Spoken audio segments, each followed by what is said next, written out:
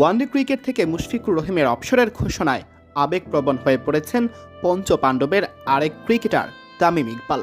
Facebook স্ট্যাটাসে নিজের অনুভূতি বোঝাতে পারবেন না বলে মুশফিকের উদ্দেশ্যে তাৎক্ষণিক এক ভিডিও বার্তা সোশ্যাল মিডিয়ায় পোস্ট করেছেন তামিম।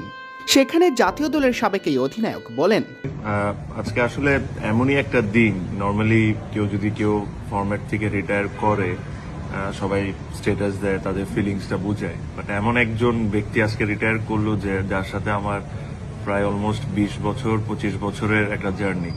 তো একটা স্ট্যাটাসে আসলে আমি এটা মানুষকে বুঝাতে পারতাম না যে আমার ফিলিংসটা তার প্রতি কি বা আমার এখন কি কেমন মনে হচ্ছে। মুশফিকের সাথে বয়স ভিত্তিক থেকেই একসাথে কেটেছে তামিমের। দুজনের সম্পর্ক তাই বন্ধুত্বপূর্ণ। মুশফিকের নিবেদন নিয়ে কখনোই প্রশ্ন তোলার সুযোগ ছিল না। তামিম সে বিষয়টি আরও একবার তুলে ধরলেন। মুশফিকের জন্য অনেক কঠিন ছিল জানিয়ে তামিম বলেন, খেলা ছেড়ে দেওয়া ওর জন্য এটা কত কষ্টকর। আমি যেহেতু ওর খুব কাছের একজন ফ্রেন্ড, আমি এই জিনিসটা ফিল করতে পারি যে it is so so so hard for him. কাছে তামিমের একটি চাওয়া আছে। টেস্ট থেকে এখনো অপশন নেননি এই উইকেট রক্ষক ব্যাটার। তামিম চান মুশফিক যেন প্রথম বাংলাদেশি হিসেবে 100 টেস্ট খেলার কীর্তি করেন।